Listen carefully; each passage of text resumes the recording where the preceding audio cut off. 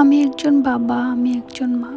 আমি শুধু একটা কথাই জানি, আল্লাহ আমার ঘরে ২টা জান্নাতের ফুল পাঠিয়েছেন। আমার ২ রামিসা।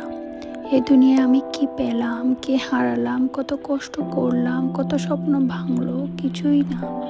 বেঁচে থাকার জন্য আমার শুধু আমার রামিসাদেরই দরকার। ওরাই আমার পৃথিবী। ওদের ছাড়া আমার আর কিছুই লাগবে না। তাদের বাবাও যদি তাদের একটু জোরে ডাকে, আমার বুকের ভেতরটা কেঁপে ওঠে। কারণ আমি জানি পৃথিবীর প্রত্যেকটা মা বাবার হৃৎপিণ্ড আসলে তাদের সন্তান। কারো রামিসা, কারো আসিয়া, কারো ময়না, কারো আয়াত, কারো ফাতেমা, কারো বুকের নিঃশ্বাস। এই ফুটন্ত ফুলগুলো, এই নিষ্পাপ মুখগুলো, এই ছোট্ট ছোট জান্নাতের পাখিগুলোকে আল্লাহ আমাদের কাছে অনেক মহব্বত করে আমানত হিসেবে দিয়েছেন। তাই ওদের খুব যত্নে রাখতে হবে, বুকের ভিতর লুকিয়ে রাখতে হবে, চোখের পানির চেয়েও বেশি আঁকলে রাখতে হবে।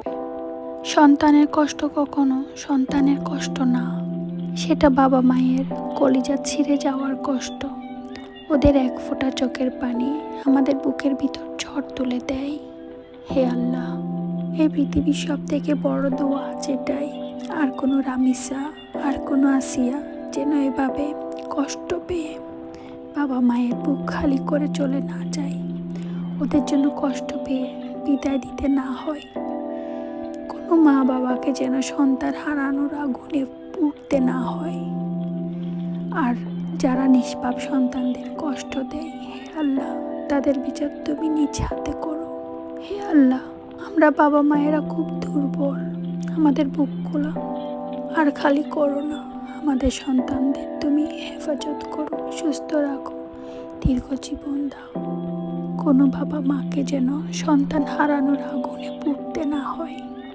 কারণ সন্তানেরা শুধু সন্তান না, ওরাই বাবা মায়ের দুনিয়া, ওরাই জান্নাত, ওরাই বেঁচে থাকার কারণ। মা রামিসা, দেখা হবে জান্নাতে তোমার সাথে। মাফ করে দিও আমাদের।